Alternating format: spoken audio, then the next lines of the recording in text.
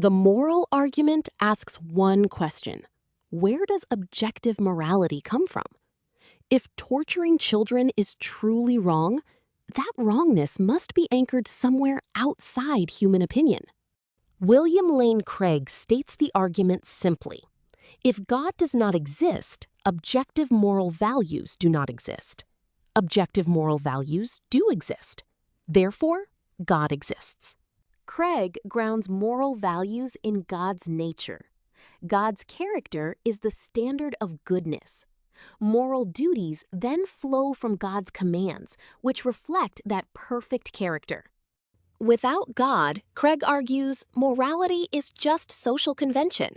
Cultures change, opinions shift, and there is no fixed reference point. Genocide becomes merely unfashionable, not truly evil. C.S. Lewis approached the argument from human experience. He noticed that people everywhere appeal to a standard when they quarrel, saying that is not fair, as if a real law exists. Lewis called this the moral law, or the law of human nature. Unlike gravity, we can break it, but we always know it. Every culture honors courage and condemns betrayal. Lewis argued this law is not invented. We did not make it, yet it presses on us. Something behind the universe is more like a mind than anything else, urging us toward the good. Lewis then asks a sharp question: if there is no God, where did our idea of justice come from?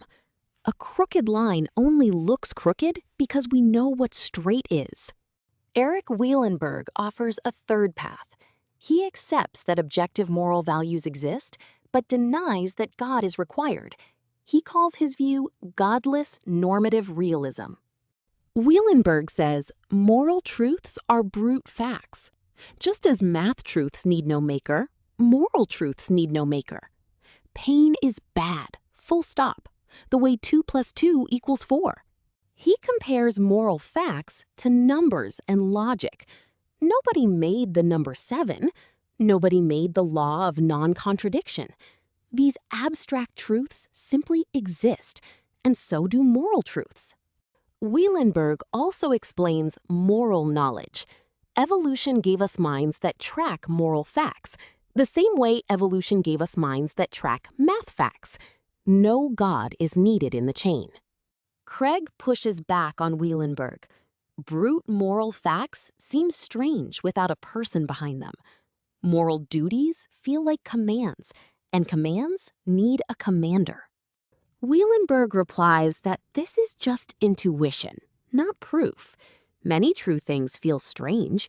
Quantum mechanics feels strange, but it is real. Strangeness is not evidence against brute moral truths. Lewis would add another angle. The moral law is not just about facts. It is about a pull, a sense of ought. Facts describe what is, but ought speaks like a voice. 3 thinkers, 3 answers. Craig anchors morality in God's nature. Lewis points to a moral law that whispers of a mind. Wielenberg says morality simply exists, like math. All 3 agree on one crucial point: objective morality is real.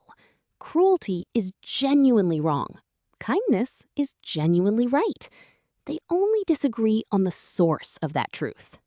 The key question becomes this: can abstract moral facts float on their own, or do they need a foundation? Wielenberg says they float. Craig and Lewis say they need a ground. Why does this matter? If morality is grounded in God, every person carries dignity from a source beyond power. If morality is brute, dignity still holds, but its anchor looks very different. The moral argument does not end the debate. It sharpens it.